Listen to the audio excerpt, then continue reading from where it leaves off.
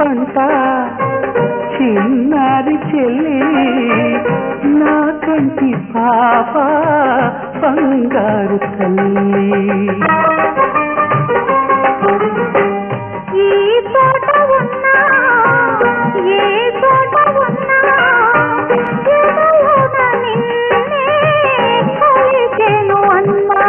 మమకారం మనకే సొంతం విడరానిది అనుబంధం. ఈ అన్నకు నేనే చెల్లి కావాలి మళ్ళీ మళ్ళీ. ఈ బంధం